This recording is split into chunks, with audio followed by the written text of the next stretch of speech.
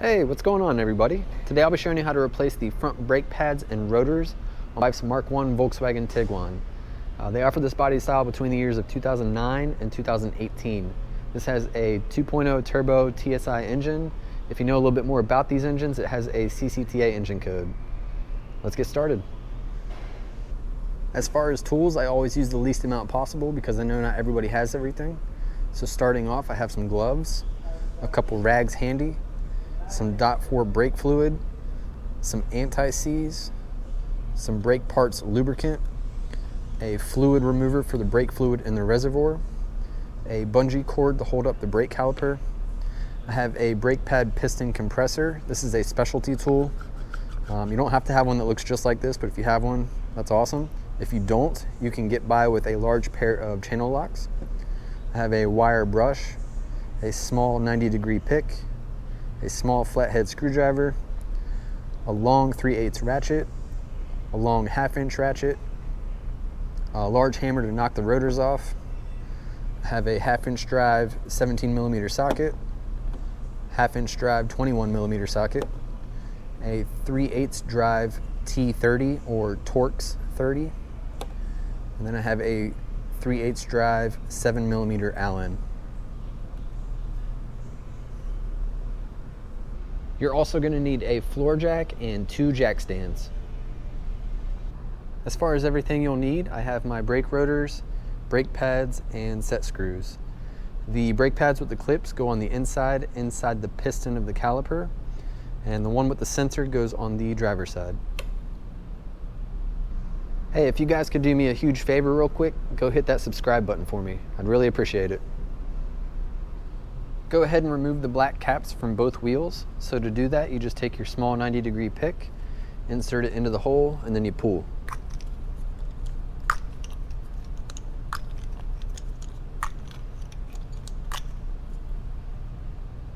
Before you lift the car up off the ground, you want to break loose all of those lug bolts right there. If you don't break those loose before you lift it off the ground, the wheel is going to turn on you and you can't break them loose. So to do that, I have my long 1/2-inch ratchet with a 17mm socket. I'm going to break those loose, lift the car up, and then remove those. So I'm pretty spoiled here and I have a car lift here, so I'm going to lift the whole car up. But what you're going to want to do is you're going to want to put the floor jack where I have that arm right there, and you're going to jack the car up, and then you're going to place a jack stand on the pinch weld and lower the car down onto the jack stand. We're going to do that on both sides, and then we're going to remove both front wheels. Once you remove those, be ready to catch the wheel because those are lug bolts, not lug studs. So once you take the bolts out, the wheel is just going to fall down. So go ahead and remove the cap for the brake fluid reservoir. And then what I'm going to do is I'm going to stick it on top of this rag just so fluid doesn't drip everywhere.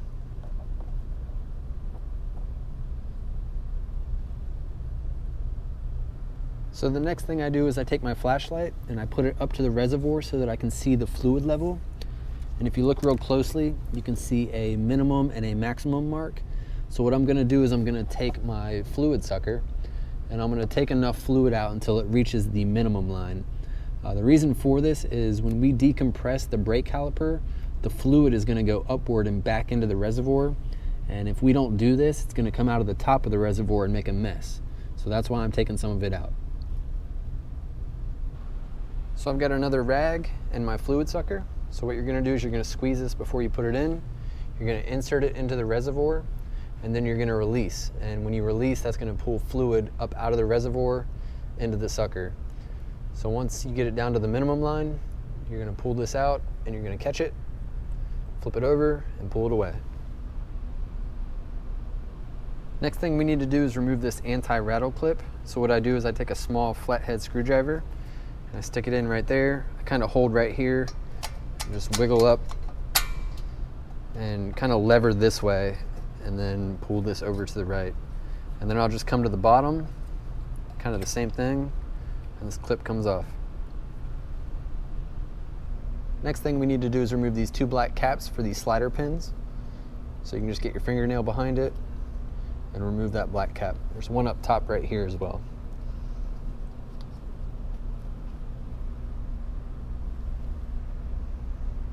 So looking at the slide pins, they are a 7mm Allen head. So I have my 3/8 drive ratchet with a 7mm Allen socket. So we're going to break those free, lefty-loosey, and we're going to loosen those all the way.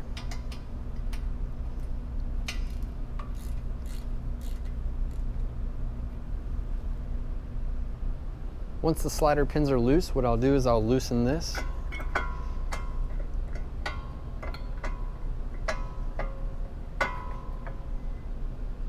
And then I'll set it on top of the rotor. Now you just want to be careful, you just want to balance it right there. Go ahead and take a bungee cord and put it as high as you can on the spring, and then you're just going to hold the caliper. You just don't want it to fall down when we're messing with the rotor. Go ahead and remove the outer pad. So to do that, you just pull it off. As for the inner pad, I'll just take a finger on this side and a finger on this side and kind of wiggle it downward. It's got these clips that clip up into the piston. Go ahead and put 2 lug bolts in about halfway by hand. We're going to use those to hold the rotor when we knock it off. Next thing we need to do is remove this pad carrier bracket.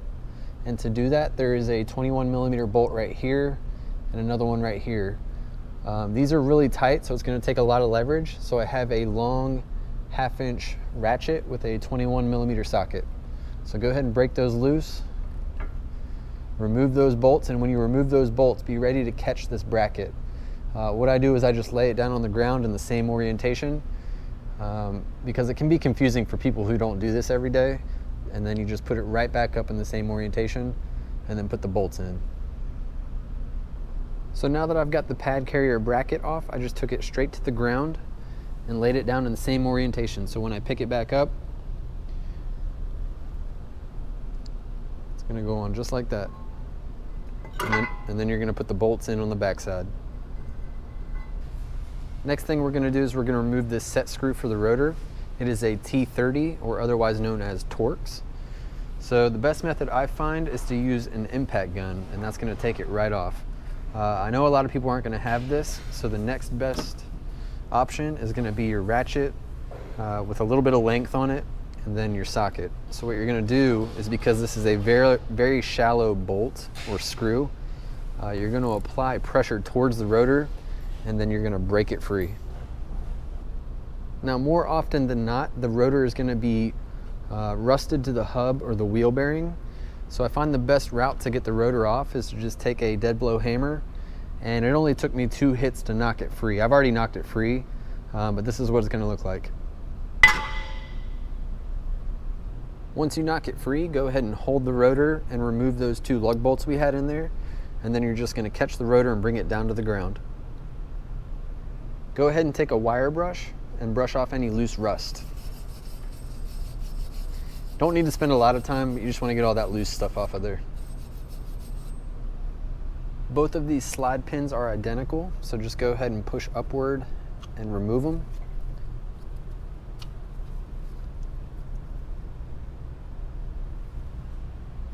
Go ahead and take a rag and remove all of the old grease from the slide pins. Clean those off.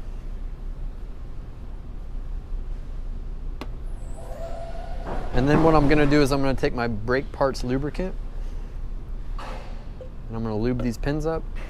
I'm going to leave about a finger's length right here without any grease on it. So start at the bottom, work your way all the way around.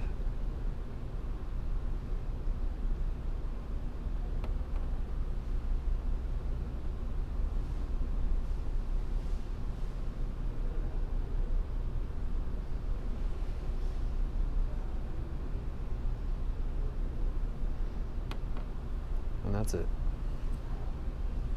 Go ahead and take your slide pins, take the side with the threads, put those in first. It's going to go like that, and you're going to push it down until it's flush right here. Do that for that one and the other one. Next, we're going to decompress the piston up into the caliper. I've actually already done it. The video didn't record when I was doing it, but I'm still going to show you how to do it. So there's a couple different ways you can do this. You can have a specialty tool like this, and what it's going to do is it's actually going to go in between right there. You squeeze the handle and it opens up. I know most people aren't going to have this tool, so I'm going to show you the method that most people can do. Most people are going to have some kind of set of large pliers like this. So what you're going to do is you're going to take the top joint right here, put it on the outside of the caliper, and then put the lower joint, and you're going to put it on the bottom side of the piston right there. Like I said, I've already compressed it, but you're going to put it like that, and then you're going to squeeze very slowly, and that piston is going to go upward into the caliper right here. You don't want to go too fast, because if you go too fast, you can actually damage the master cylinder where the fluid reservoir is at. So you're going to find the set screw hole on the hub or the wheel bearing. Then you're going to do the same thing on the rotor. It's right there. Then you're going to match those up. You're going to hold it up there, line up the holes. Then you're going to take your set screw.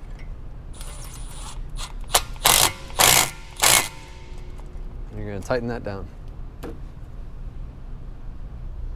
So you're going to take your brake pad carrier bracket and at least one bolt. You're going to bring it up in the same orientation, just like that.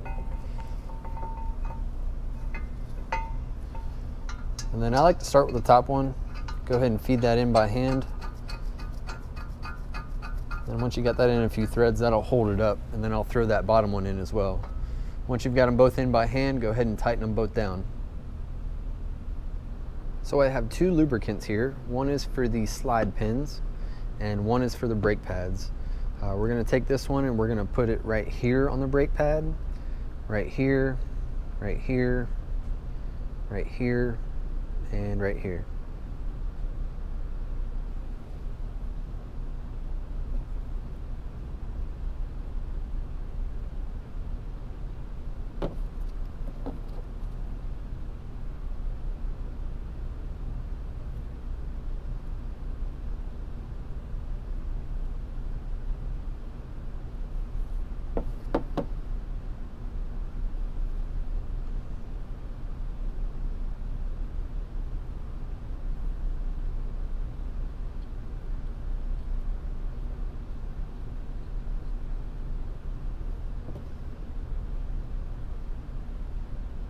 Next up, we're going to take our inside pad, the one with the clips, and you're going to put the rounded side towards the inside of the caliper. Now what we have to do is put these three fingers pretty much upward at the same time. You don't want to get it cockeyed because it really won't go in right. So you need to get them pretty straight. And then you're going to push upward.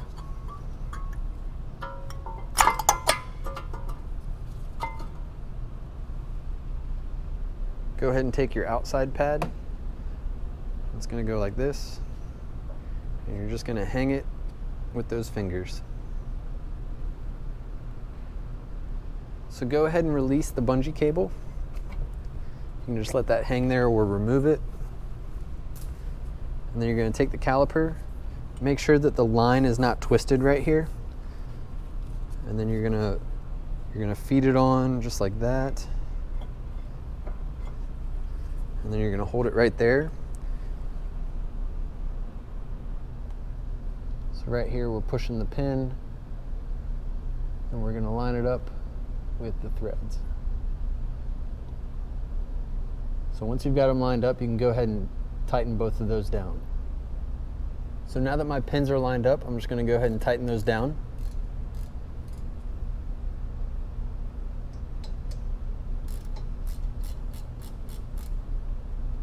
Tighten them all the way. Go ahead and put your slide pin caps back on.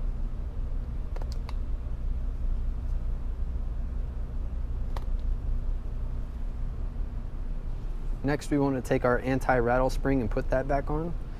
So it goes like this. So what I do is I put this right here, and I put the bottom one in the hole. And then I take the top one, and I barely put it in the hole right there.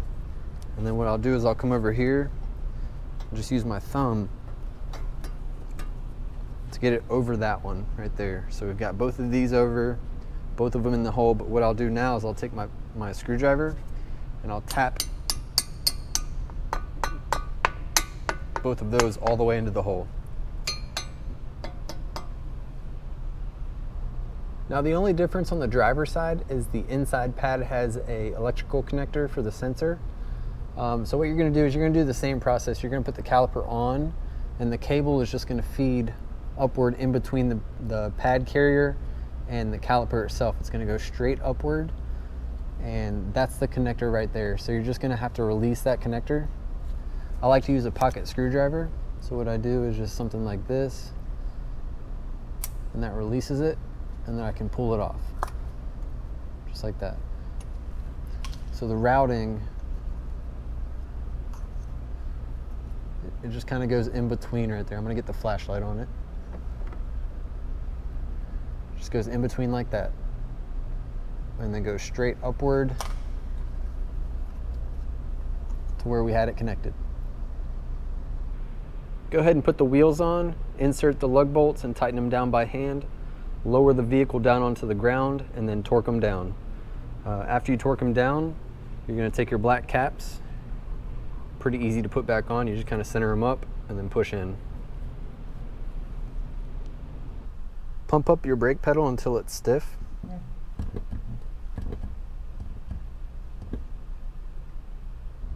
Now what I'm going to do is I'm going to top off the brake fluid.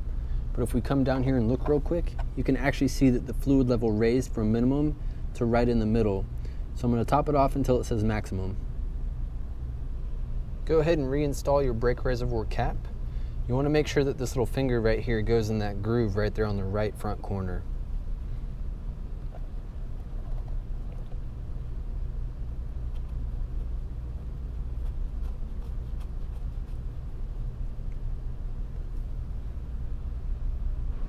Last step is to drive the car about 3 to 5 miles with light to moderate braking.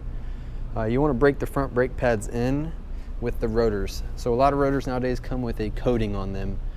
So there's going to be a lot of scrubbing within those first few brake applications, but that will go away. And that's it. You've successfully performed a front brake job. I appreciate you guys taking the time to watch this video. Please hit that subscribe button for me. If you guys want to see anything else, just let me know. I'll see you guys next time. Peace.